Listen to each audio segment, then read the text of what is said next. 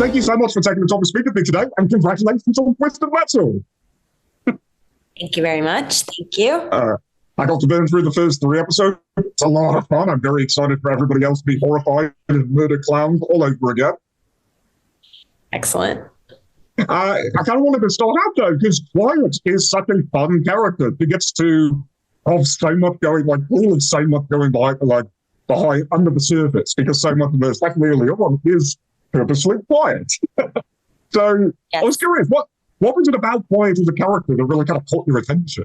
I really liked that, first of all, I love playing badasses, and I really like action and comedy together. I think one of the things that drew me to the series was that Rhett Reese and Paul Wernick were going to be executive producing this new iteration of a very beloved game.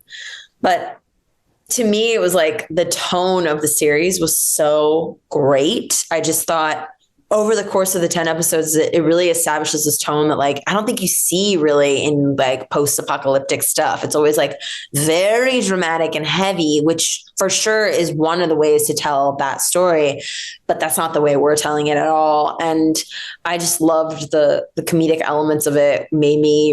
There was stuff that I laughed out loud when I was reading it from the page. And I thought, well, if they can take this from the page and lift it and put it on screen, if they can capture this tone, then I want to be a part of it, because I just thought it was so interesting.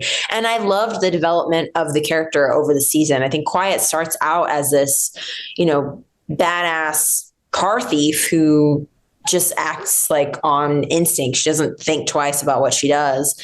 And you need a car in this world. And so she starts out the series not having one and needs to get one.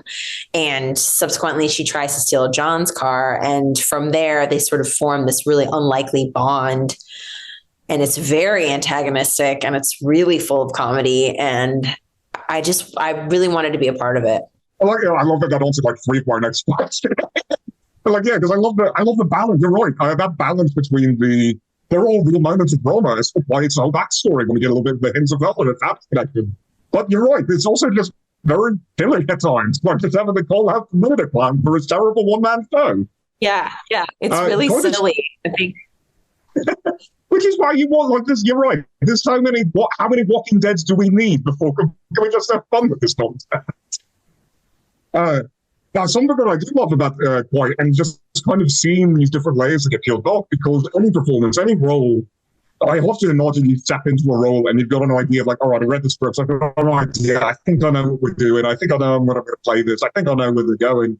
And that's never necessarily the case with the final products, because you find things with the collaborators, you find things with the castmates, you find things with directors. With that in mind, what would you say surprised you the most about Quiet that you maybe didn't expect when you first kind of came on? I think the things that surprised me was she turned out funnier than I think I even thought. I knew it was going to be funny, but once we got onto set and once Anthony and I started riffing and improvising together, and once Michael Jonathan Smith, our showrunner, and I started pitching each other jokes on set, I realized very quickly that the sensibility around comedy that I have, Michael Jonathan Smith shares.